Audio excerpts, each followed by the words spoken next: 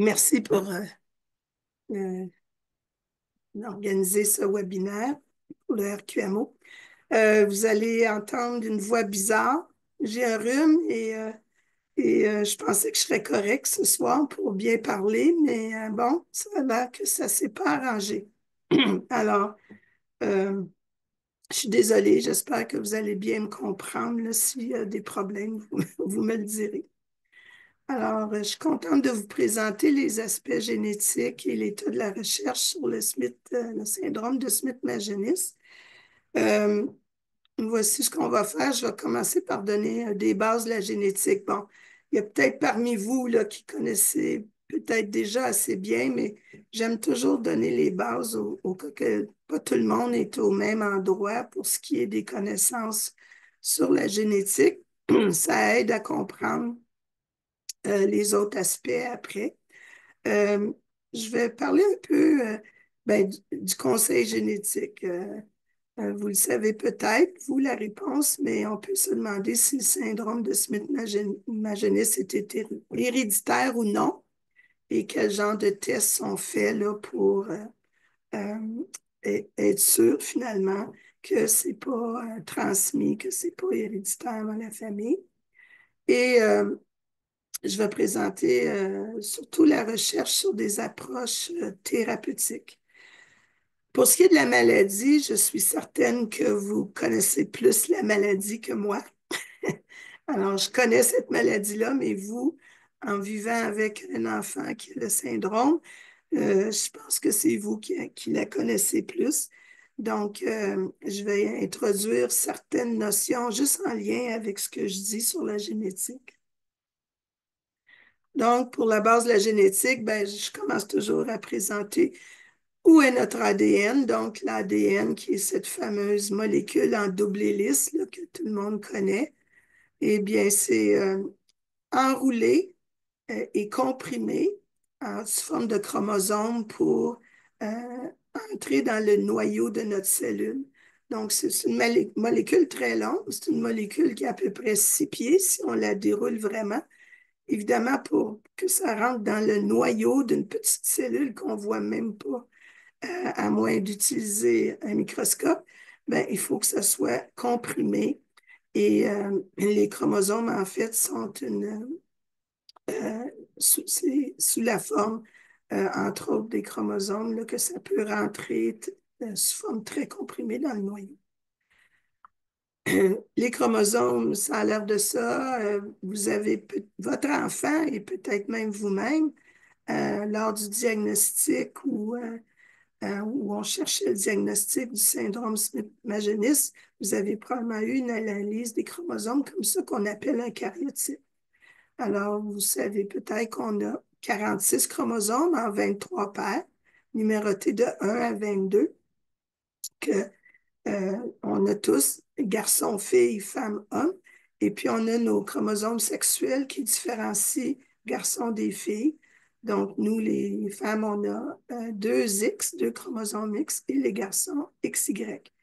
Et j'ai mis ici, j'ai entouré la paire de chromosomes 17 parce que, évidemment, c'est sur ce chromosome où est situé le gène qui est associé au syndrome de Smith-Magenis. Donc, pour rappeler, l'ADN, c'est l'acide désoxyribonucléique. C'est constitué de 4 molécules qu'on appelle des bases, des fois des nucléotides. Et en fait, on les voit souvent sous la forme de leur abréviation des lettres ACGT pour adénine, cytosine, guanine, thymine. Et dans la double hélice d'ADN, un C, c'est toujours apparié qu'un G et un A avec un T. Donc, on dit que c'est complémentaire. Les deux brins sont complémentaires. Je ne rentrerai pas dans cet aspect-là, mais évidemment, ça permet la réplication de l'ADN. Parce qu'à chaque fois qu'on divise nos cellules, il faut que l'ADN se réplique, se dédouble pour aller dans d'une cellule à deux autres cellules. Donc, elle s'ouvre, puis elle peut être copiée. Le fait que c'est complémentaire, comme ça permet de copier. C'est ce qu'on appelle la réplication de l'ADN. Donc, notre génome humain, on sait maintenant que ça comporte 3,4 milliards de ces bases ACGT. C'est le projet Génome humain qui a été complété dans le début des années 2000, où on a séquencé tout le génome humain, qui nous a permis de connaître plus la séquence. On a déterminé qu'il y a à peu près 20 000 gènes et chaque gène code pour une protéine, comme on voit ici. Donc, sur le brin d'ADN, ce brin de 6 pieds de long, il y a ces 20 000 gènes qui sont sur le brin d'ADN, mais c'est seulement à peu près 2-3% de tout l'ADN, les gènes. Donc, il y a de l'ADN entre les gènes qui est quand même important pour le contrôle des gènes et pour la structure. Donc, c'est les protéines, en fait, qui sont codées par l'ADN qui ont des fonctions dans la cellule. Il y aurait jusqu'à 400 000 protéines. Euh, donc, vous voyez 20 000 gènes, 400 000 protéines. C'est qu'on a découvert qu'il y a plusieurs gènes qui peuvent coder pour différentes protéines ou des formes modifiées de protéines. Et puis, on a découvert aussi qu'il y a des gènes qui codent même pour d'autres structures que des protéines, d'autres molécules. Donc, en gros, voici ce qui se passe, là. Le brin d'ADN en haut ici, qui porte le code génétique. En fait, on peut dire même que l'ADN, ça ne fait pas grand-chose. C'est là dans la cellule, il porte le code génétique. Puis après, il y a des protéines qui doivent lire ce code-là. La première étape, c'est la transcription vers une molécule qu'on appelle l'ARN messager. Ici, je parle d'exons parce que même dans un gène, supposons que ça, c'est un gène ici, il y aurait 3 exons. Les exons, c'est la partie codante de l'ADN. Donc, les parties importantes euh, la, pour, pour fabriquer la protéine. Entre ces exons-là, encore une fois, il y a de l'ADN qu'on appelle des introns et ils vont être enlevés dans la dernière étape ici de la transcription. Donc, voyez-vous, la première étape, on transcrit tout. Après, on enlève les introns, puis les exons sont rapprochés. Et cet ARN final, c'est l'ARN qu'on traduit. C'est l'étape de la traduction qui va être traduit en protéines. Bon, les protéines, c'est fait d'acides aminés. Donc, le code de l'ARN, en fait, qui provient du code de l'ADN, dit quel acide aminé placer là, pour former la protéine. Bon, donc on a un code. Le projet Génome humain a déterminé comme séquencé chez plusieurs humains, euh, une séquence de référence qu'on peut dire pour le génome humain. Mais il peut y avoir des modifications de ce code-là. Premièrement, entre nous, chaque personne, il y a des différences, elles ne sont pas énormes, il y a juste même pas 1% de différence entre chacun de nous, parce que évidemment, on a des différences dans notre code, puisque certains de nous avons des yeux bleus ou des yeux bruns ou des cheveux blonds ou des cheveux bruns ou d'autres caractéristiques. Puis ensuite, il y a évidemment toutes les différences au niveau du code génétique qui peuvent conduire à des maladies. Donc, la modification du code, avant, on utilisait plus le mot mutation, puis il y en a beaucoup qui l'utilisent encore. Et dans le milieu de la génétique, maintenant, on parle plus de variants. Parce que maintenant, lorsqu'on séquence pour confirmer s'il y a une maladie ou pas, on trouve plusieurs variants dans l'ADN séquencé. Et puis, il faut toujours se demander si c'est un variant qui cause vraiment la maladie. Donc, c'est des variations de la normale, mais il faut déterminer si c'est bénin ou si c'est pathogénique, c'est-à-dire si ça cause la maladie. Donc, en fin de compte, si vous avez vu un rapport de génétique récemment, par exemple, pour le diagnostic de votre enfant ou vous-même, ben, on peut avoir parlé de variants, c'est ce qui est plus utilisé. Donc, évidemment, s'il y a un changement dans le code génétique ici, vous voyez, au lieu du AT, on a un AC, il y a un C qui a été introduit. Ça, c'est un type de mutation qu'on appelle une mutation ponctuelle. C'est seulement deux lettres qui sont changées finalement dans le code au bout du compte. Mais il peut y avoir d'autres types de mutations. Il peut y avoir, par exemple, une série de lettres ici qui sont supprimées ou même une série de lettres qui sont ajoutées. Alors, il y a vraiment plusieurs types de mutations possibles. Mais évidemment, ce que ça fait au niveau du code, comme c'est transcrit en ARN, ce changement du code est transcrit aussi dans l'ARN, ensuite euh, traduit au niveau de la protéine. Et ce que ça peut faire, si c'est un variant qui est, qui est pas neutre, puis qui est pathogène, qui peut causer une maladie, ben ça entraîne soit la réduction de la quantité de la protéine, ou soit une protéine qui est moins fonctionnelle ou complètement non fonctionnelle. Donc, en gros, c'est les bases là, pour un peu comprendre le reste. Je vais parler des approches thérapeutiques plus tard. Il faut voir que maintenant, on a beaucoup de méthodes, d'approches qui sont nouvelles et puis qui peuvent, euh, on peut utiliser toutes ces étapes-là, cibler toutes ces étapes-là pour essayer d'empêcher finalement le variant qui cause la maladie, hein, de causer cette maladie-là. On peut l'empêcher, on peut trouver des façons. La génétique du syndrome de Smith-Magenis, plus particulièrement, et vous savez peut-être, mais je vais l'expliquer un peu plus, ben, j'avais souligné là, le chromosome 17, la paire de chromosomes 17. Donc, le syndrome de Smith-Magenis est associé à un gène. Vous savez, j'essaie d'utiliser ces mots-là, associé.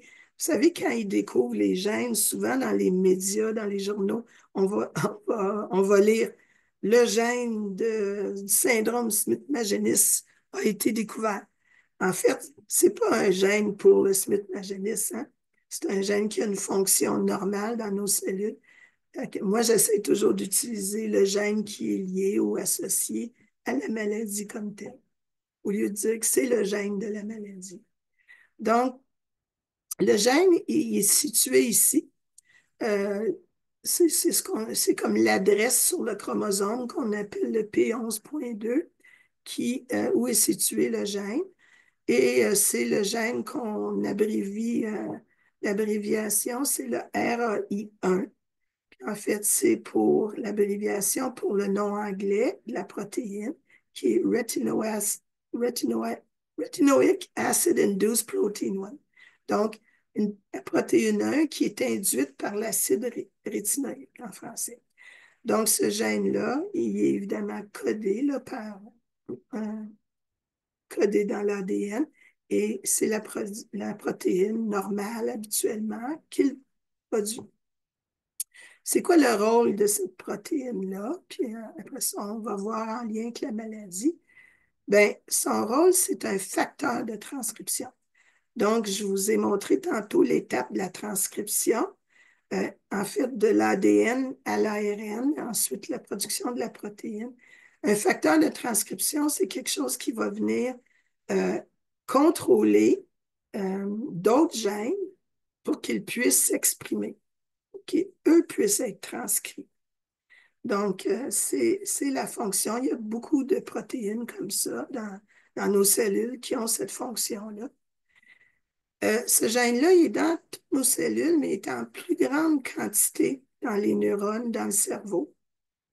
Donc, quand on dit qu'un gène est transcrit, on dit qu'il est exprimé. Quand la protéine est produite, on dit que le gène est exprimé. Donc, il est exprimé principalement dans les neurones. Et c'est une expression qui est induite par l'acide rétinoïque. L'acide rétinoïque, c'est un dérivé de la vitamine A que notre corps produit et c'est une molécule importante pour justement faire exprimer beaucoup de gènes, pour activer des gènes. Et une autre fonction qu'on connaît de cette protéine, c'est un régulateur de notre horloge biologique qu'on appelle l'horloge circadienne.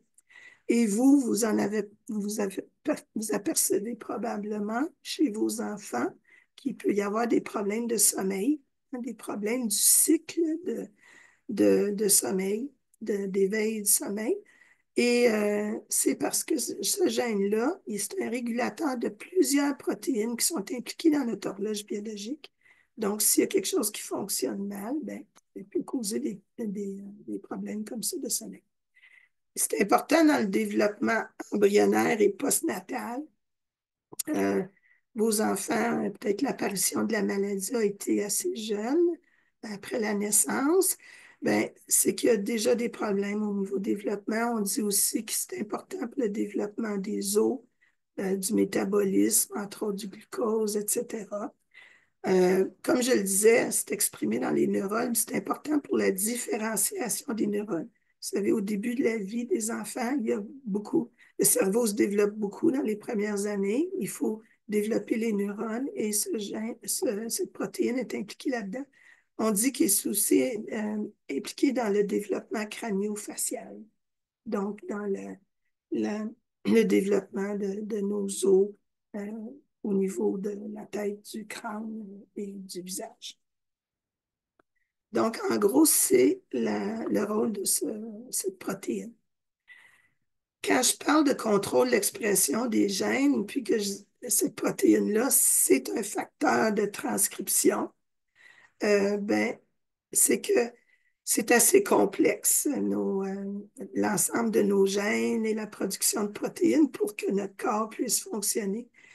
Et donc, il y a tout un réseau de gènes et de protéines qui contrôlent l'expression des autres gènes et la production des protéines.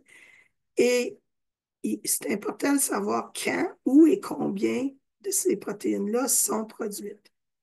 On a à peu près 20 000 gènes, comme j'ai dit, mais ces 20 000 gènes-là, ils ne sont pas tous exprimés en même temps dès le début de la conception du bébé dans l'embryon.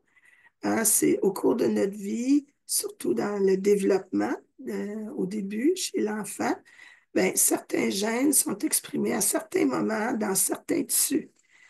Évidemment, pour faire nos organes, pour nos différents tissus organes, ben, c'est différents gènes qui vont être activés et qui vont, à certains moments, et comme je dis, ça dépend dans quel tissu aussi. Et le dosage des gènes est important. Combien est produit. Et à un moment donné, quand on a assez d'une protéine, il y a d'autres protéines qui vont venir l'inactiver pour qu'on arrête sa production. Donc, c'est tout assez complexe. Et quand quelque chose ne va pas bien, il peut y avoir une surexpression ou une sous-expression des gènes. Donc, pour donner un exemple ici, comme le RAI1, qui est un facteur de transcription, il peut donc agir à activer une protéine 1 ou en fait, mais supposons que le RAI1, c'est la protéine 1 ici. Ben, c'est un facteur de transcription qui peut aller soit réprimer un gène, puis donc la deuxième protéine ne sera pas produite, ou il peut aller activer un gène et la protéine sera produite. Ici, je vous donne juste un exemple de ce qu'on appelle une voie métabolique dans une cellule. Hein. C'est un exemple. Comme je vous ai dit, on a à peu près 400 000 protéines.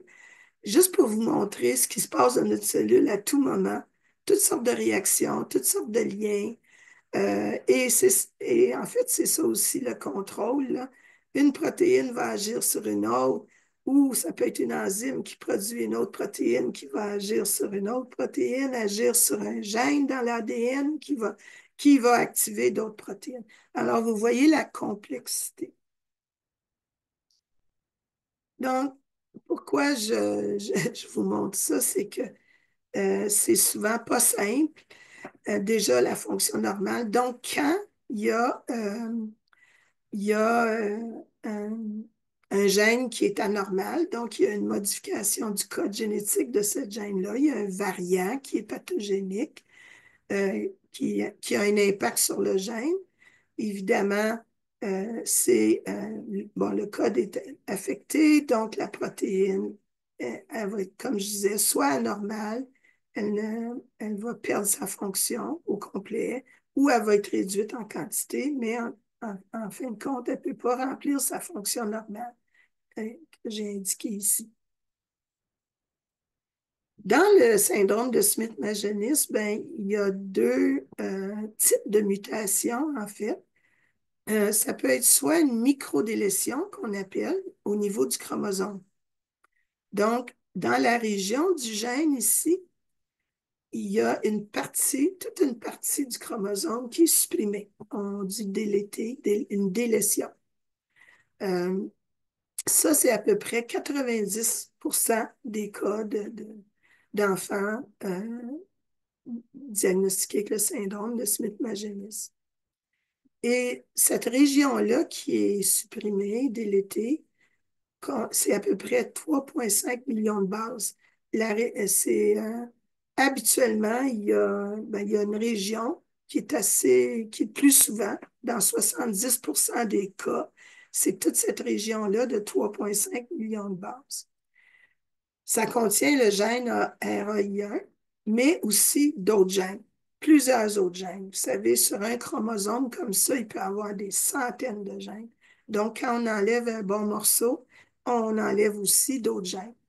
Cette microdélétion, c'est habituellement sur seulement un des chromosomes. L'autre chromosome, ben, il y a le gène RAI1 qui est normal et produit de la protéine normale, sauf que il y a comme la moitié de la dose à ce moment-là, parce que ici, elle n'est plus présente. Ensuite, l'autre type de mutation, c'est ce qu'on appelle un variant introgénique. Donc, c'est un variant qui est dans le gène RAI1. C'est un peu comme je vous ai montré tantôt, ça peut être juste le changement d'une lettre ou des fois quelques lettres. Ça, c'est dans 10% des cas, il y a ce type de mutation. Donc, c'est plus vous qui pourriez me dire là, la variabilité qu'il y a entre les enfants qui sont atteints du syndrome de Smith-Magenis. J'imagine que dans les cafés rencontres, vous avez parlé de vos enfants. Euh, Si vous décrivez vos enfants, peut-être que vous voyez des différences entre les enfants qui ont un diagnostic, le même diagnostic. Et ça, c'est très, très fréquent dans la plupart des syndromes génétiques. C'est très, très fréquent. Évidemment, ici, les différences, ils peuvent être dues si l'enfant a une microdélétion chromosomique versus juste un variant dans le gène. Parce qu'évidemment, quand il y a une microdélétion, ça touche beaucoup plus d'autres gènes. Donc, habituellement, il peut y avoir des symptômes de plus là, qui sont dus aux autres gènes qui sont absents. Donc, la longueur de la microdélétion a aussi un impact. Comme je l'ai dit tantôt, le 3,5 milliards de bases, c'est la microdélétion la plus commune, la plus grande, mais il y en a qui sont plus petites, même juste, je pense que la plus petite, c'est 600 quelque chose paires de base. Donc, ça peut faire une différence au niveau de comment la maladie se manifeste chez l'enfant. Puis, même quand il y a un variant dans le gène RAI1, donc qui est plus localisé dans le gène, ça dépend du type de variant. Comme je vous disais, il y a différents types de mutations. Et aussi la localisation dans le gène. Donc, qu'est-ce que ça touche au niveau de la protéine? Et pour tous les syndromes, pour chacun de nous qui aurait une maladie génétique, il y a aussi un impact de tous nos autres gènes, hein, nos 19 999 autres gènes, et puis même l'environnement, en plein de facteurs, même à l'intérieur de notre corps ou même des facteurs externes qui peuvent venir influencer. Évidemment, dans le cas d'un syndrome comme ça, la cause principale, évidemment, c'est la microdélétion ou le variant dans le gène RAI1. Ça, c'est justement que j'ai pris d'un article qui montre les gènes qui sont affectés dans la plus grande délétion. Et c'est tous ces gènes-là. Le gène RAI1 est ici. Donc, certains gènes qui sont de chaque côté de la fameuse, du fameux gène et qui peuvent être impliqués dans la délétion. Donc, une copie de tous ces gènes-là serait absente. Et ici, on voit ici à droite, c'est le nom de certains variants dans le gène comme tel. Donc ici, c'est la délétion qu'on voit, la microdélétion. Mais ici, on a mis, en fait, ces noms-là, c'est le changement dans la protéine. Donc, ça en est là. Apparemment, ben, en tout cas, euh, dans un article il y a quelques années, on disait qu'il y avait une trentaine de mutations qui avaient été rapportées. Mais probablement, aujourd'hui, si on regarde dans les bases de données, ça se peut qu'il y en ait plus, qu'on en ait identifié plus. Alors, habituellement, chaque famille euh, on peut souvent dire qu'un variant unique. Évidemment, il y en a qui peuvent se répéter dans plusieurs familles, mais bon, une famille peut avoir un enfant, c'est-à-dire peut avoir un variant qui est différent d'une autre famille. Donc, ça aussi, dépendant où le variant a touché la protéine, ça peut évidemment faire des différences aussi au niveau de la manifestation de la maladie. Ça, c'est pour, évidemment, quand il n'y a pas de microdélétion, mais un variant dans le gène. Ce qui m'amène à parler du conseil génétique, des tests génétiques, à se demander si le syndrome est héréditaire ou pas. Peut-être que vous avez probablement déjà la réponse, j'imagine, suite au diagnostic de votre enfant. Vous avez passé des tests génétiques, vous avez eu un conseil génétique, mais je vais passer en revue ces notions-là. Donc, je vais prendre juste une petite gorgée d'eau pour m'aider. Donc, on a chacun deux copies du chromosome 17, donc du gène RAI1. Donc, le père a deux chromosomes, la mère deux chromosomes. Et lorsqu'il y a fécondation, puis on conçoit un enfant dès la première cellule, ben, en fait, il y a une copie de chaque, là, une copie du père, puis une copie de la mère qui sont données au bébé, à l'embryon. Évidemment, on a 46 chromosomes, 23 paires. Il ne faut pas qu'on donne tous ces chromosomes-là à nos enfants parce que là, on va être rendu avec 86 chromosomes chez l'enfant. Il faut toujours qu'on rétablisse les 46 chromosomes, les 23 paires. C'est pour ça que le père et la mère en donnent chacun un chromosome avec les gènes qui sont portés. Donc, et dans la majorité des cas, pour le syndrome de Smith-Magenis, ça, c'est habituellement un enfant qui est diagnostiqué, habituellement, le seul cas dans la famille, c'est ce qu'on appelle souvent sporadique. Ça arrive sporadiquement, que ce n'est pas héréditaire, ou rarement, comme je vais l'expliquer après. Donc, et pourquoi? Parce que c'est des mutations nouvelles qu'on appelle de novo qui arrivent qui sont arrivés soit dans le sperme, au niveau du chromosome 17 ou du gène RAI1 dans le spermatozoïde du père ou dans l'ovule de la mère ou dans l'embryon tout au début de sa conception. Donc, c'est des mutations qui arrivent comme ça, spontanément. Ça, des mutations spontanées, là, on en a tous les jours dans nos cellules. D'ailleurs, il y en a, comme vous le savez, qui peuvent causer le cancer, hein, qui peuvent arriver dans le sein ou dans le côlon. Plusieurs accumulations de mutations vont faire qu'à un moment donné, il peut y avoir développement d'un cancer. Donc, c'est des mutations qui arrivent spontanément. C'est quoi les causes? Il y a des causes déjà internes, c'est-à-dire que lors de la réplication de l'ADN ou même de la transcription, la traduction, il peut y avoir des erreurs. Mais le corps est bien fait, il peut réparer ces erreurs-là la plupart du temps, mais des fois, il y a des erreurs qui demeurent. Évidemment, on pense toujours aussi à des facteurs externes qui peuvent causer des mutations, que ce soit des produits toxiques, etc. C'est toujours difficile, ces études-là, de prouver qu'un facteur externe peut être la cause. Bref, l'important, là, c'est que c'est pas la faute de personne, c'est la nature, malheureusement. Donc, que ce soit dans le spermatozoïde ou l'ovule, ou la mutation qui arrive au début chez l'embryon, on ne peut pas mettre de responsabilité à personne. C'est la nature. Donc, et puis, je voulais dire aussi que quand ça arrive spontanément, soit dans le spermatozoïde, l'ovule ou l'embryon, ben, ça peut être soit la microdélétion chromosomique qui arrive ou un variant dans le gène RAIA. Je vous ai dit que dans 90% des cas, c'était la microdélétion. Pourquoi? Parce qu'en fait, ça aussi, c'est comme comment on est fait, la nature, comment l'ADN est fait. Pourquoi dans cette région-là, il y a des structures, en fait, de l'ADN, des séquences d'ADN dans cette région-là, de 11p2 là, du gène du chromosome 17 qui font que c'est plus susceptible à une délétion. C'est plus susceptible lors de la réplication, de la transcription de l'ADN qu'on perde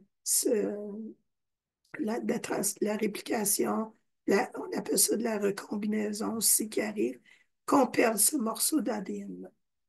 Puis le variant dans le gène RAI1, ben, comme vous avez vu, c'est plus rare, 10% des cas, mais il y en a différents types. C'est des choses qui arrivent. Là, on ne peut pas vraiment euh, dire la cause. C'est comme pour tous les autres types de maladies. C'est des mutations qui arrivent. Bon, donc j'ai dit que dans la majorité des cas, c'est un seul cas dans la famille. C'est pas héréditaire. Euh, Mais il y a de rares cas en génétique. En biologie, il y a toujours quelques exceptions, des surprises. Et puis, il y a des rares cas où il y a ce qu'on appelle le mosaïcisme germinal. Ça, ce que ça veut dire, c'est que le père ou la mère peut avoir dans ses cellules euh, un mélange. Certaines cellules pourraient avoir la microdélétion ou un variant dans le gène. Et au niveau donc des cellules reproductrices, comme les spermatozoïdes, les ovules, il peut y avoir quelques ovules ou quelques spermatozoïdes qui ont une microdélétion ou un variant. Mais c'est seulement dans les cellules reproductrices ou quelques autres cellules dans le corps du père ou de la mère qui fait que la maladie, elle n'apparaît pas chez le père ou la mère. Par contre, si la première cellule du bébé reçoit, si l'œuf est fécondé par un spermatozoïde qui a la modification, ou l'ovule est fécondé par un spermatozoïde, puis l'ovule avait la modification, bien, évidemment, ça peut être transmis à l'embryon. Mais on appelle ça mosaïcisme, mosaïque. C'est un peu comme en art, vous connaissez peut-être ça, les mosaïques, hein? C'est un amalgame de différentes tuiles de céramique. Donc, dans ce cas-ci, c'est un amalgame de différentes cellules qui ont la mutation ou pas, le variant ou pas. Germinal voulant dire dans les cellules reproductrices. Donc, mais c'est très rare. C'est rapporté dans la littérature. C'est quelque chose qui arrive avec beaucoup de syndromes génétiques. Donc, en génétique, nous, on fait attention à ça. Comment on sait que ça peut arriver? C'est que c'est des familles rapportées dans la littérature où il y a, mettons, 2 ou même 3 enfants avec le Smith Magenis, mais quand on teste les parents, on ne trouve pas le variant ou la microdélétion. Donc, c'est là qu'on déduit que c'est parce qu'il y a dans les cellules germinales, certaines cellules ont la mutation. On dit, nous, que c'est moins de 1% des cas. C'est peut-être beaucoup moins que ça, mais c'est ce qu'on donne. Autrement dit, même si on ne trouve pas la mutation chez les parents, le risque pour d'autres enfants est plus élevé que le risque pour la population générale. On donne moins de 1%, mais ça arrive, donc on ne dit pas zéro. Autre chose qui peut arriver, très rarement, mais ça a été aussi rapporté dans la littérature, et c'est des choses qui arrivent aussi avec d'autres types de syndromes, c'est un parent peut avoir ce qu'on appelle un réarrangement chromosomique, une anomalie chromosomique. Ici, je vous en donne un qui est le plus connu, le plus fréquent.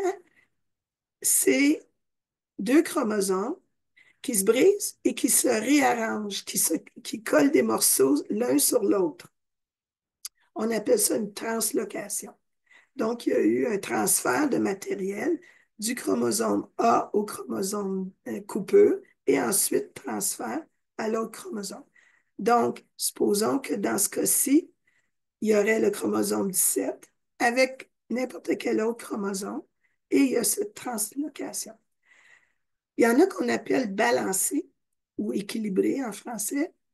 Ça veut dire qu'il n'y a pas eu de perte ou d'ajout de matériel et ça ne cause pas de problème. Donc, le parent, il ne sait même pas qu'il y a ce genre de translocation équilibrée dans ses cellules. Ça ne lui cause pas de problème, il ne sait pas. Mais lorsque c'est ensuite cette translocation, quand il y a la division des chromosomes dans la première cellule du bébé, c'est là que ça peut causer des problèmes et ça peut causer la fameuse microdélétion sur le chromosome 17. Je vous donne juste ici un exemple d'un réarrangement chromosomique, mais comme je dis, je pense que c'est quand même le plus fréquent, et comme je dis, il peut y en avoir d'autres types. Et encore une fois, ça a été rapporté dans la littérature, c'est quelque chose qu'on peut trouver, mais c'est rare. Donc, en conclusion, habituellement, on ne dirait pas que c'est héréditaire.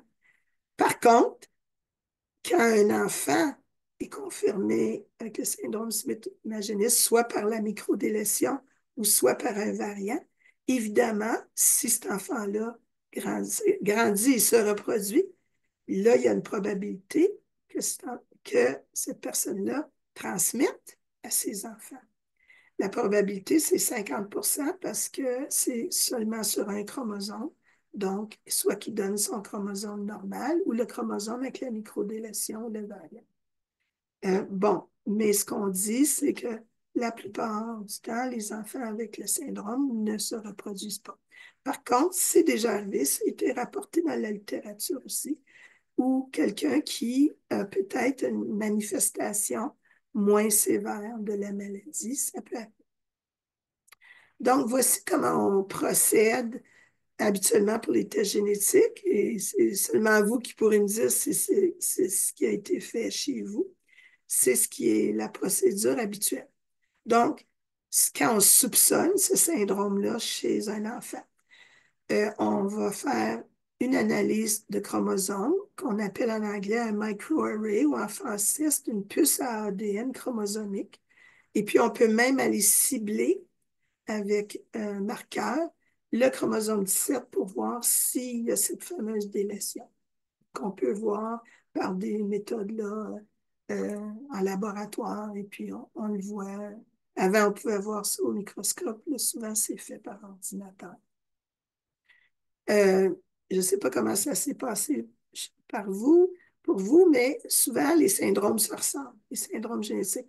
Maintenant, on va même, de cette façon, avec l'analyse de chromosomes, à cause de la microdélétion, on peut le détecter. Mais si on ne trouve rien, puis on pense que c'est un variant dans le gène, il faut à ce moment-là séquencer l'ADN. Souvent, habituellement, c'est le séquençage exomique, là, dont je vous ai parlé, les exons, la partie codante de l'ADN. Et puis ça, euh, on peut, à ce moment-là, faire plusieurs gènes en même temps. Fait que si on n'est pas certain que c'est le syndrome Smith-Magenis, ça ressemble à d'autres, bien maintenant, on fait ce qu'on appelle des panels de gènes, des maladies qui se ressemblent, puis on séquence tout ça en même temps. Maintenant, c'est tellement plus rapide. Ces méthodes-là, maintenant, sont moins chères qu'avant. Donc, on peut faire ça. Donc, on fait ces deux analyses-là. Si ce n'est pas une microdélétion, on commence d'habitude par l'analyse chromosomique parce que c'est 90% des cas, ça va être ça. Et sinon, on fait le séquençage de l'ADN. Si le test est positif, avec les méthodes aujourd'hui, on a un bon taux de détection. Ça peut toujours arriver qu'on ne détecte pas. Puis par les signes cliniques, le médecin peut penser que c'est encore ce syndrome-là. Ou peut-être on ne peut pas confirmer le diagnostic. Mais si c'est positif, on va tester les deux parents. Euh, on fait une analyse chromosomique aussi pour voir si le parent porte la microdélétion ou si les parents portent le variant.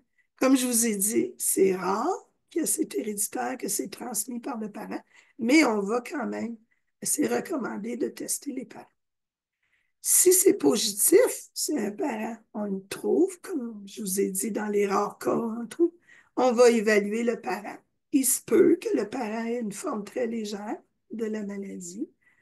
Des fois, ça peut être juste des manifestations neurologiques, neuropsychologiques, etc. Si, il y a une délétion ou un variant, donc, comme je vous ai dit, à ce moment-là, au niveau du conseil génétique, on va dire que, il y a une probabilité de 50% que ce parent-là le retransmette à chaque grossesse suivante, à chaque, à chaque fois qu'il fait un enfant, il y a une probabilité de 50% de transmettre. Euh, Ça, c'est, oui, excusez, ça, c'est s'il y a un variant dans le REI ou la microdélétion. Mais lorsque j'ai parlé du réarrangement chromosomique, comme la translocation, euh, donc, dans l'analyse chromosomique, si on trouve une translocation équilibrée, même, donc le parent ne savait pas, on le trouve, là, c'est plus difficile de dire quelle probabilité qu'il y aurait il y aurait production de la délation chez l'enfant. C'est très difficile à déterminer, mais le risque est là. Ça ne veut pas dire que ça va arriver à ce moment-là, mais il y a un risque. Donc, à ce moment-là, dans ces cas-là, on peut offrir aux parents un diagnostic prénatal, donc durant la grossesse, tester chez le bébé. Ou, je ne sais pas si vous connaissez le diagnostic préimplantatoire, quand les parents veulent éviter de faire le diagnostic durant la grossesse, ils peuvent faire une fertilisation in vitro avec un diagnostic chez les embryons. On fait une fertilisation in vitro de l'ovule avec des spermatozoïdes. On produit plusieurs embryons et on teste chaque embryon pour le variant ou la microdélétion. Puis, on va implanter chez la mère un embryon qui n'aurait pas le variant ou la délétion. Dans les cas où évidemment, c'est le plus souvent quand on teste les parents d'un enfant qui a été confirmé pour le Smith Magenis. La plupart du temps, c'est négatif chez les parents. Mais il y a, comme je vous disais, cette rare possibilité de mosaïcisme germinal qui peut causer de la récurrence, c'est-à-dire qu'un autre enfant pourrait toujours naître, mais vraiment avec une probabilité faible de moins d'1%. Mais là aussi, c'est très faible, 1%. Là, les parents peuvent décider si ils prennent la chance et ils veulent la chance ou le risque. J'aime pas utiliser ces mots-là, mais si ils veulent savoir, ils peuvent faire le diagnostic prénatal. Euh, j'ai écrit ici préimplantatoire, mais j'aurais pas dû. J'aurais dû l'enlever parce qu'on ne ferait pas ça pour une probabilité aussi faible. Donc, c'est plus pour le diagnostic prénatal. Et habituellement, vous avez un conseil génétique qui vous donne les risques du diagnostic prénatal versus ce risque-là. Donc, habituellement, c'est comme ça qu'on procède. Je vais regarder l'heure, là, parce que des fois, je parle beaucoup. Donc, j'arrive à la fin avec la recherche sur des approches thérapeutiques. Je parlais avec Ingrid tantôt avant que vous arriviez. Je posais des questions, puis évidemment, je pense que vous êtes peut-être même plus connaissant que moi sur les approches thérapeutiques. Vous avez probablement eu des rencontres là-dessus, vous avez partagé, parce que je comprends, tout parent d'un enfant avec un diagnostic confirmé veut bien savoir qu'est-ce qui se passe en recherche, s'il n'y a pas déjà un médicament ou un traitement disponible, veulent savoir ce qui se passe en recherche pour développer une thérapie pour traiter cette maladie-là. Alors, je connaissais déjà certaines recherches, puis j'ai fait dans les derniers jours des recherches qu'on fait toujours, nous, au RQMO, pour quelqu'un qui nous contacte qui a des questions sur un syndrome, une maladie. C'est ce qu'on fait au Centre IRAR du RQMO, entre autres, de chercher ce qui se passe en recherche. Et Ingrid m'a dit que vous êtes, certains parents, vous êtes déjà au courant de groupe McGill. Ben oui, c'est même extraordinaire parce que souvent, dans une maladie rare, qui est quelque chose comme la maladie Smith-Magenis, c'est la prévalence, hein, c'est 1 sur 15 000 à peu près qu'on dit. Pour des maladies rares, souvent, parce qu'il y en a des milliers, il n'y a pas de recherche qui se fait près de chez nous. Souvent, ça arrive, ça peut être dans d'autres provinces canadiennes ou ailleurs dans le monde. Hein? Donc, puis surtout que le Canada, ce n'est pas un pays populeux, donc on ne peut pas faire de la recherche sur toutes les maladies. Bon, dans votre cas, évidemment, vous êtes gâtés. Il y a un groupe à McGill qui travaille aussi avec un groupe de recherche à l'Université Stanford en Californie, qui ont publié, en tout cas, au moins 2 articles que j'ai vus sur la thérapie génique pour Donc, c'est des gens du département de neurologie et neurochirurgie, du Centre de recherche en neurosciences de McGill. Et en tout cas, pour l'instant, d'après ce que j'ai vu, ils utilisent la fameuse technique CRISPR. Je ne rentrerai pas dans les détails. Vous avez sûrement, il y a quelques années, entendu parler de cette technique-là. Ça a été révolutionnaire. C'est en utilisant un principe qui est chez les bactéries, où on peut aller éditer l'ADN. C'est comme on peut, dans un éditeur de texte, changer des mots, une faute d'orthographe et mettre le bon mot. Ben, on peut faire la même chose au niveau de l'ADN. Donc, c'est très utilisé pour toutes sortes de thérapies, entre autres dans le cancer, mais aussi pour essayer de remplacer des gènes de syndrome maladie génétique. Ils ont aussi publié sur un modèle de souris. Et ils ont pu voir, en faisant des essais, qu'ils pouvaient augmenter l'expression de la copie fonctionnelle du RAIA. Donc, comme je vous disais, le dosage du RAIA, c'est très important. D'habitude, on a besoin des 2 doses de chaque copie hein, de notre ADN pour donner la quantité nécessaire de protéines. Mais là, quand il y a la microdélétion, le variant, il y a seulement la moitié, probablement juste la moitié. Donc, ce qu'on veut, c'est augmenter l'expression. S'ils ne remplacent pas l'ADN de la copie qui est non fonctionnelle, en tout cas, ils peuvent essayer d'augmenter l'expression de la copie fonctionnelle.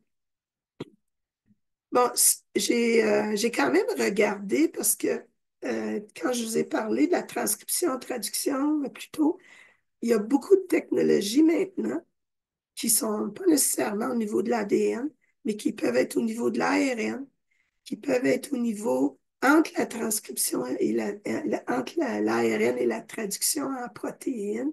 Il y a toutes sortes de nouvelles technologies qui sont utilisées avec ce qu'on appelle des micro-ARN, des bouts d'ADN qu'on appelle antisens ou interférences. Donc, c'est des nouvelles techniques, mais j'en ai pas vu pour le Smith-Magenis. Il y en a des techniques, évidemment, qui sont plus appropriées lorsqu'il y a le fameux variant dans le gène, qui est une mutation plus simple à corriger, etc. Ce que j'ai trouvé, puis vous êtes probablement au courant, il y a des recherches sur des médicaments pour soigner l'obésité qui est présente dans le syndrome.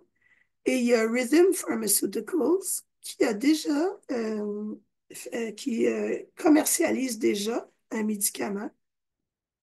Le nom commercial, c'est le Imcivree, qui est approuvé par Santé Canada, mais il est approuvé pour le syndrome de Bardet-Biedl, un autre syndrome dans lequel il y a de l'obésité. Mais ils font des recherches. Les recherches sont en cours pour le syndrome Smith-Magenis. Et aux dernières nouvelles, il y avait un problème, même si ce médicament-là était approuvé par Santé Canada, puis après, les gouvernements, il faut qu'ils acceptent de le rembourser ou pas. Au Québec, il y a un blocage. Au Québec, il y a un blocage parce qu'ils n'ont pas trop compris, là. Tout ce qu'ils ont compris, c'est que c'est un médicament pour traiter l'obésité. Puis comme vous le savez, il y a le fameux Ozempic qui et peut-être d'autres médicaments que, qui est utilisé pour le diabète type 2, mais que beaucoup ont commencé à utiliser pour traiter l'obésité. Puis l'obésité, c'est assez fréquent dans notre société. Donc, le gouvernement hésite beaucoup. C'est un médicament cher, l'Ozempic, puis il hésite beaucoup à payer tout ça pour beaucoup de monde, de Québécois. Donc, il y a comme un blocage pour tout médicament qui traite l'obésité.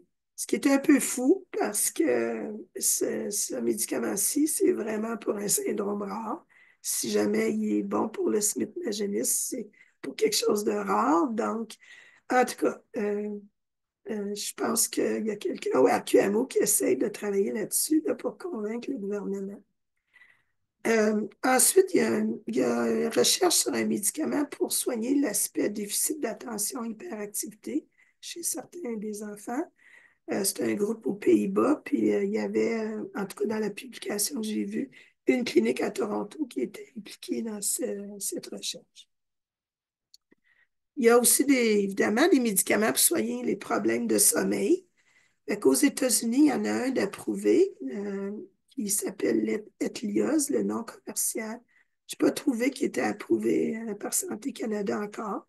Souvent, quand c'est une petite compagnie, j'avais même jamais entendu parler de cette compagnie-là, souvent, ils ne viennent pas nécessairement introduire leurs médicaments au Canada. C'est le cas de 40% des médicaments pour maladies rares ne rentrent même pas au Canada parce que les compagnies n'ont pas les moyens de faire tout le processus.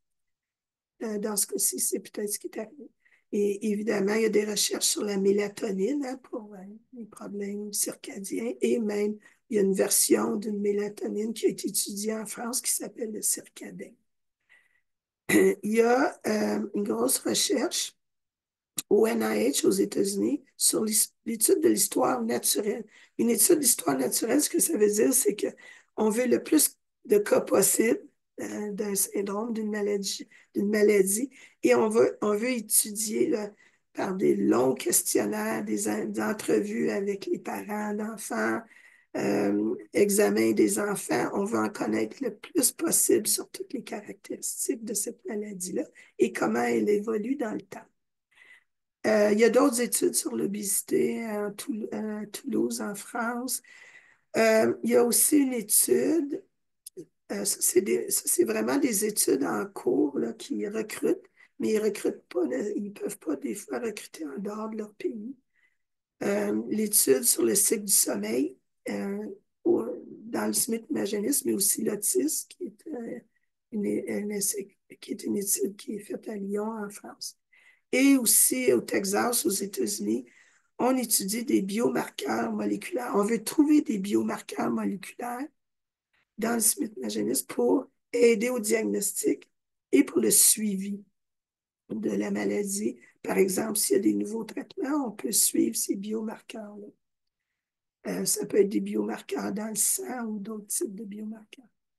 Et je vais finir en parlant du registre que vous connaissez déjà peut-être et l'importance de, Ingrid peut-être peut me confirmer, souvent ces registres-là sont internationaux. Ça, c'est évidemment, vous connaissez cet organisme-là qui est basé aux États-Unis, mais souvent ces registres-là sont internationaux. Je ne sais pas dans ce cas-ci, mais c'est important de pouvoir y participer pour y mettre vos données qui aident à faire avancer les connaissances sur la maladie. Donc, c'est ça, j'ai terminé. Merci beaucoup de votre attention. Puis, si vous avez des questions, je peux essayer de répondre pendant de la question. Et euh, évidemment que vous avez l'aide déjà du RQMO pour votre communauté.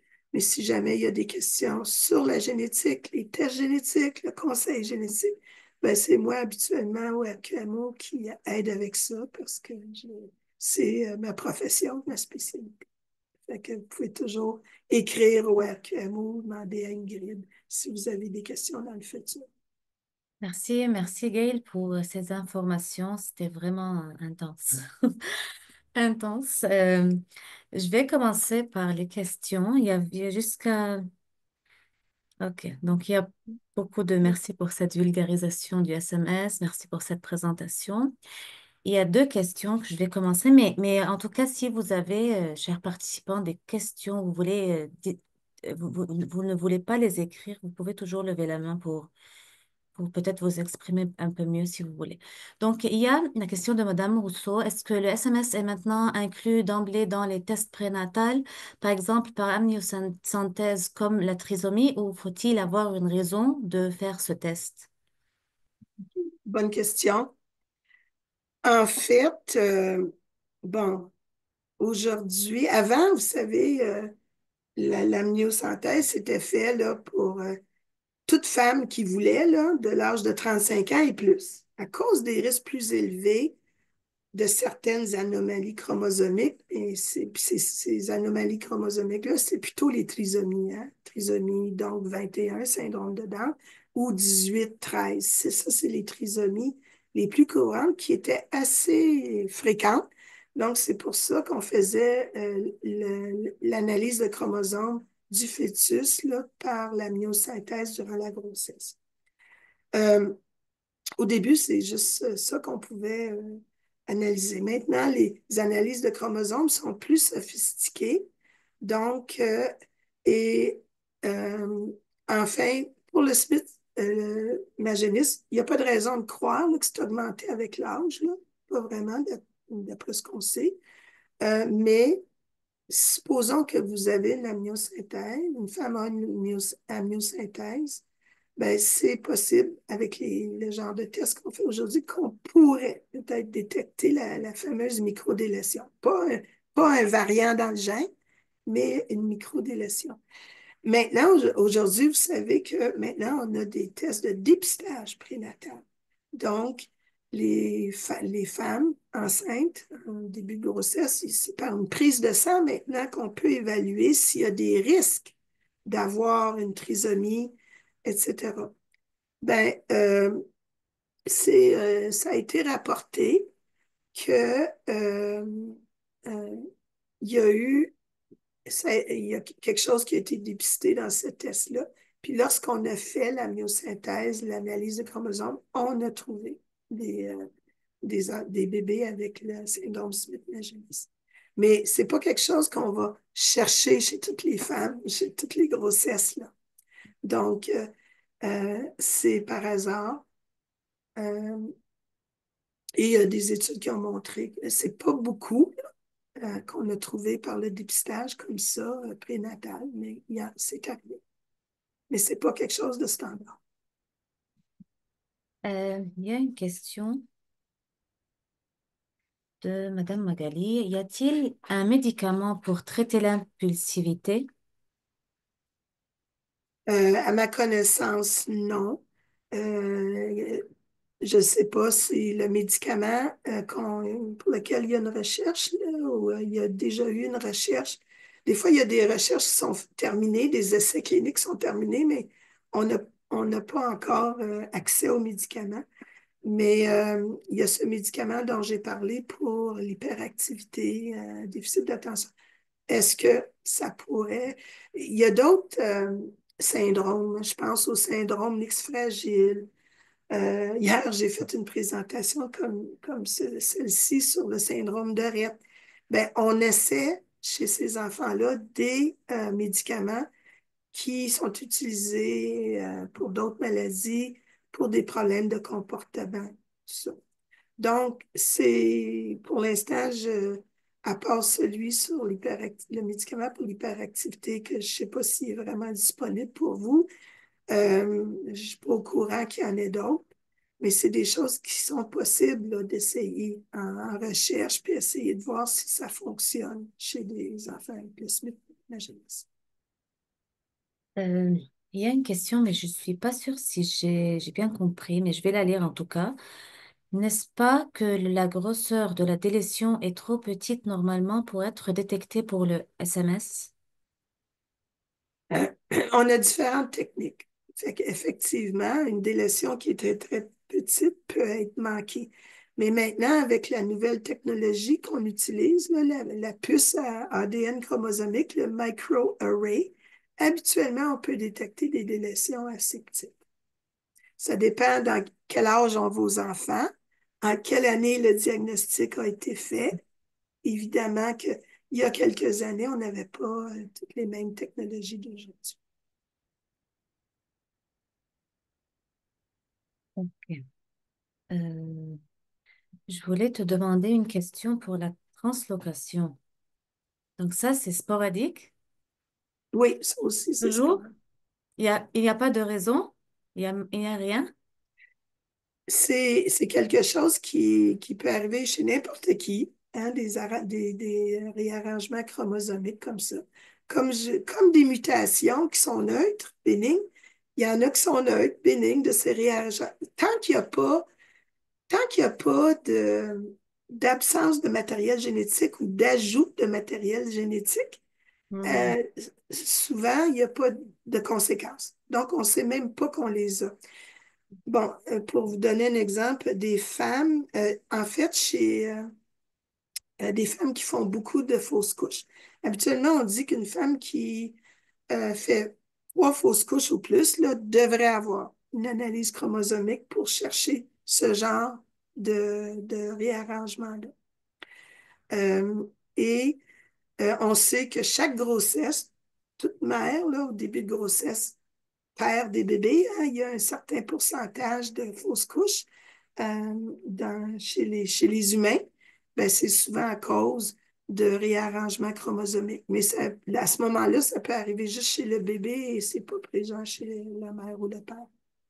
Mais celui dont je vous ai parlé, la translocation équilibrée, qui n'a pas d'impact, ça peut être présent chez un père, une mère. Ils ne savent pas, mais c'est quand c'est transmis au bébé, là, les chromosomes se réarrangent, puis là, il peut y avoir une délation, un problème. Je vais... Je pense qu'il y avait des mains levées, hein? oui, ok. Madame Magali, c'est à vous. Je vous donne la parole. Merci, merci beaucoup. Madame Ouellet, désolée de revenir sur le même point par rapport à la impulsivité. Je veux juste comprendre parce que on était référé en psychiatrie pour l'impulsivité de ma fille. Mais si je comprends bien, les gènes ou la protéine qui va jouer dans son cerveau pour que cette partie fonctionne n'est pas là, n'existe pas, est brisée ou peut-être pas complétée. Comment ça se fait qu'on veut lui donner un médicament pour aller jouer dans son cerveau, dans une région ou une partie qui n'existe pas? Donc, est-ce il y a un autre endroit qui pourrait faire, je ne sais pas, une espèce de connexion, un chemin autre pour l'aider avec l'impulsivité? Oui, Merci. c'est oui, c'est une bonne question. Fait que les traitements, c'est pas toujours pour cibler la cause, hein. Là, la thérapie génique sur laquelle ils travaillent, le groupe à McGill, là, ils veulent vraiment essayer de soit remplacer le problème ou compenser par plus de protéines. Ça, c'est vraiment cibler la cause d'une maladie quand on connaît la cause, quand on connaît la cause génétique puis la protéine. Mais beaucoup de maladies, on ne connaît pas la cause, ou ben, même si on connaît la cause, on n'a pas ces traitements-là. Donc, ce qu'on fait, c'est des traitements symptomatiques. Donc, puis s'il y a des médicaments qui existent pour certains de ces symptômes-là, comme l'impulsivité, etc., ben, on va les essayer. Euh, et ça marche pas. Mais évidemment, ça vient pas jouer ça, comme je dis, cibler la cause comme telle, l'absence du RAI, mais peut-être, là, malgré cette absence, ça peut fonctionner. Je vais vous donner l'exemple, et justement, pour le syndrome de Rett, sur lequel j'ai présenté hier, il y a un groupe qui a développé un médicament, mais ils l'ont développé ils ont fait un modèle de souris où il y avait un problème dans le fameux gène qui cause l'arrêt. Et ils ont vu certains comportements et ils ont décidé d'essayer un médicament qui a un impact sur le cerveau, sur certaines fonctions du cerveau. Ils l'ont essayé, puis ça fonctionne jusqu'à un certain point. Ce que je vous ai montré tantôt, là, le fameux réseau de protéines qui fonctionne dans une cellule. Puis beaucoup de gènes codent pour des protéines dans notre cerveau. C'est un des endroits où il y a le plus de protéines et de un réseau de protéines. Donc, on peut aller jouer sur d'autres protéines qu'on connaît. On peut essayer. C'est pas, on fait, les chercheurs font des déductions à est-ce que c'est possible en faisant des modèles de souris, puis en étudiant les protéines qui sont absentes présentes.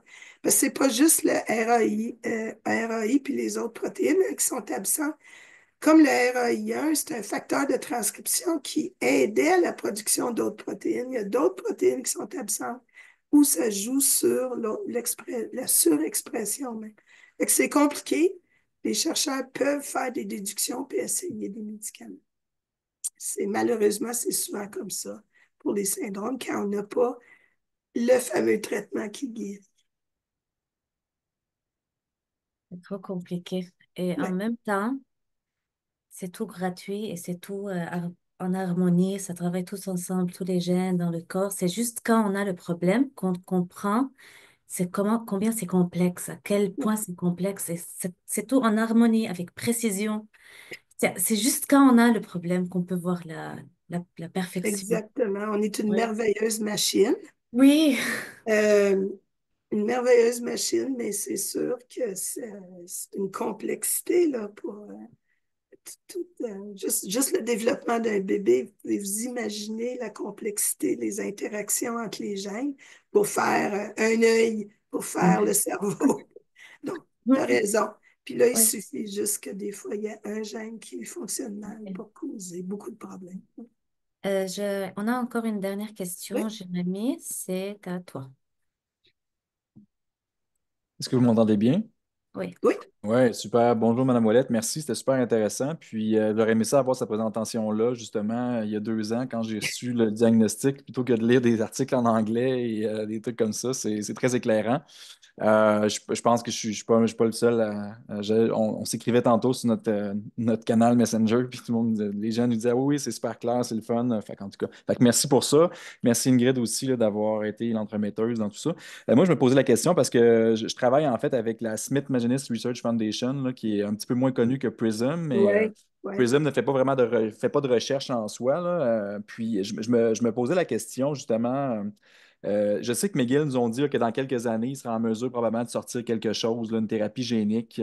Puis là, ils viennent même d'ailleurs de faire un genre de joint venture avec un professeur aussi en génétique, un docteur Gao de Stanford, je crois. oui, Ils veulent justement là, créer un genre de modèle d'accélérateur, décélérateur de RA1 là, pour comme dire, bon, on va en oui. donner, mais on veut pas trop en donner, c'est ça. Et moi, je me demandais, le jour où on va avoir ce genre de traitement-là, est-ce qu'on peut penser comme justement le syndrome Smith-Magenis, c'est pas un syndrome qui est tu sais, dégénératif, c'est plutôt une absence de quelque chose. Est-ce que on va pouvoir atténuer un peu toutes les faces? Mais comme vous dites, c'est sûr que c'est pas juste le RA1 là, qui n'est pas là, il y en a d'autres, mais est-ce que on peut penser que peut-être chez nos enfants, ça va avoir tu sais, un gros impact, tu sais, puis qu'on pourrait justement, tu sais, sans dire les guérir amplement, entièrement, c'est ça, que ça, c'est ça, que ça se répercute un peu partout, là, tu sais, puis que vraiment on puisse les guérir à 100%, si je parlais ça comme. Bon, j'aime pas le mot guérir, là, parce qu'on les aime comme ils sont aussi, là, même si des fois Ouais.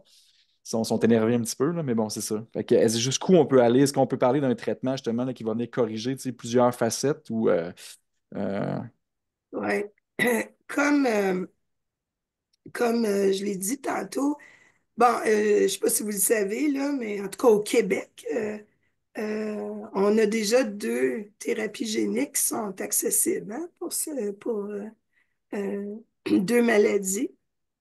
Euh, On a une pour l'amyotrophie spinale. Elle est neurodégénérative. Mhm. Il y a différents types, là, mais les bébés qui naissent, le type 1, les bébés qui naissent avec ça, ben, ça peut vraiment dégénérer dans les premières années jusqu'à la mort, mais par contre, il y en a qui commencent ça à l'adolescence ou à l'âge adulte. Puis, on a une thérapie génique pour la forme là, néonatale chez les enfants. Et on a une thérapie génique aussi pour une forme de maladie héréditaire de l'œil, qui est une mutation précise. C'est plus facile de faire des thérapies pour une mutation précise. Et euh, donc, le 10% des enfants avec le Smith-Magenis qui ont un variant là, dans le gène, juste dans le gène, c'est probablement plus facile de corriger ça, mais c'est 10% des cas. Et il y a différentes mutations. On est en train d'étudier des nouvelles techniques qui pourraient corriger n'importe quelle de ces mutations-là, mais il y en a que c'est dirigé vraiment dans une mutation spécifique. Donc, dans ce cas-là, ça pourrait être possible. Dans le cas de la myotrophie spinale, là, ça fait juste à peu près 2 ans là, que des enfants ont la thérapie génique à travers le monde, puis au Québec. Ça a l'air vraiment avoir changé la vie de ces enfants. Euh, et puis encore une incertitude, hein? L'incertitude, c'est la durée. Parce que c'est ce qu'on appelle un one-shot, là. Mhm. Une injection une fois, en principe. C'est ce qu'on croyait il y a 40 ans pour la thérapie génique, mais on a déjà eu l'expérience avec la première thérapie génique qui a même été développée au Québec pour une autre maladie, où on a vu que l'effet s'estompait avec le temps. Mhm. Puis on ne le sait pas. Il y a un médecin qui a prédit que c'est peut-être 10 ans pour la myotrophie spinale. Fait que, donc, on ne sait pas. On va le voir. Euh, Ensuite, donc, c'est. Puis pour la microdélétion qui comprend beaucoup de gènes, ben là, c'est sûr, c'est un autre défi. Hein? C'est un défi, un grand défi de remplacer. On pense que l'effet majeur sur les enfants, c'est l'absence du RAI1. Mhm. On pense que c'est ça, mais on sait que les autres gènes qui sont absents, il y a un impact aussi, ils servent à quelque chose. Mais, Mhm. mais ça dépend toujours du dosage. Vous savez, vous connaissez les maladies récessives. Les maladies récessives, c'est une maladie où chaque parent est porteur d'une mutation sur une copie de leur gène. Puis il faut qu'ils donnent chacun une copie à l'enfant pour qu'il développe la maladie. Mais chez les parents, c'est des porteurs qui n'ont aucun symptôme parce que leur deuxième chromosome compense, leur deuxième gène compense. Donc, les autres gènes qui sont là, contrairement au RAI1, c'est peut-être parce qu'une copie suffit pour que ça fonctionne. Hein? Beaucoup de gènes, une copie suffit. Il y a comme le dosage est correct. Mais on sait que pour la RAI1, c'est important, la quantité de la protéine. C'est une protéine importante dans les neurones. Donc, pour répondre à votre question, il y a tellement de développement de différents types de traitements que moi, je trouve qu'il y a beaucoup d'espoir pour développer des traitements pour beaucoup de maladies, mais c'est bon, c'est difficile à prédire. L'autre chose, je vais vous dire, euh, j'ai été contente là, qu'il y a ce groupe à McGill qui fait la thérapie génique, mais contrairement à d'autres syndromes que je connais, ou euh, syndrome de Rett, par exemple, là, parce que j'ai présenté là-dessus hier et j'ai fait le revue. La fondation, c'est incroyable l'argent qu'ils ont. Il y a à peu près une dizaine de technologies qui financent là, des chercheurs pour essayer les technologies d'ARN, d'ADN, de CRISPR. Il y en a même une qui est réactivée, parce que ça, c'est un gène sur le chromosome X. Puis nous, on a, les femmes, un chromosome X qui est inactivé. Fait qu'ils essayent même de réactiver le chromosome X chez ces enfants-là. C'est incroyable. Des millions de dollars. Les nouvelles technologies ARN, ils viennent d'annoncer qu'ils mettent 10 millions là-dedans. Fait que là, ça aussi, hein, c'est un facteur. Est-ce qu'on la fondation pour telle maladie, est-ce qu'elle a assez d'argent à mettre là-dedans pour développer des traitements? Parce que ça coûte cher. Faire des essais cliniques, ça coûte cher. C'est la réalité hein, pour les maladies rares. De plus en plus, il y en a de la recherche pour les maladies rares, mais il y a beaucoup de maladies rares. Puis c'est le nerf de la guerre, c'est l'argent. C'est triste, mais c'est ça. Donc, est-ce que l'alimentation, ok, c'est la dernière question, est-ce que l'alimentation a un impact sur certaines manifestations? Wow, là, j'avoue que ça sort de de ma compétence. Puis j'ai pas regardé ça au niveau, au niveau de ce maladie-là en particulier ou des symptômes là, qu'il peut y avoir. Évidemment, vous savez là, qu'il y a des syndromes qui ont de l'épilepsie, soit l'épilepsie isolée ou des syndromes qui ont l'épilepsie. On peut jouer sur une diète, là, la fameuse diète kétonique, cétonique. Je pense que c'est enrichi en lipides, en graisse. Excusez-moi, je pense que je vais vraiment la perdre, ma voix. Mais donc, ça peut avoir un impact pour certains. Euh, Évidemment, il y a des maladies génétiques, c'est vraiment au niveau du métabolisme de certaines molécules, acides aminés, lipides dans notre corps. Donc, la diète est importante. C'est souvent même des diètes spéciales. Mais bon, il y a peut-être des symptômes chez vos enfants ou il y a des gens qui ont essayé des diètes ou c'est quelque chose que je peux chercher ou Ingrid peut chercher pour vous, là. Toujours. Euh, mais je sais qu'il y a euh, justement des symptômes plus au niveau comportement, justement, ou euh, qui peut-être peuvent être influencés par l'alimentation. Puis je sais qu'il y a certaines recherches pour d'autres syndromes là-dessus. Donc, une possibilité. Merci beaucoup, Gaël. Très informatif. C'est trop beau. C'est trop beau. J'imagine qu'avec le temps, si on a d'autres questions dans la communauté, on pourrait toujours te les poser ou bien préparer une liste de questions, peut-être Oui, pour, toujours disponible pour ça. Ça me fait toujours plaisir de mieux expliquer, d'expliquer le plus possible la génétique qui peut être complexe. Et même certains médecins ne comprennent pas toute la complexité des fois parce qu'ils connaissent pas tous les syndromes non plus. Fait que, moi, ça me fait plaisir de faire ça. Fait que j'espère que j'ai répondu à la plupart de vos questions. Puis s'il y en a d'autres, je suis disponible au RQMO pour faire ça.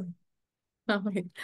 Donc, merci beaucoup, Gaël, encore une fois, et merci à tout le monde d'avoir participé. Pour les prochaines cafés rencontres, je vous écrirai bientôt et merci beaucoup à tout le monde d'être présent et merci surtout à Gaël pour tout. Donc, bonne soirée tout le monde et merci beaucoup. Bonne soirée. Bye bye.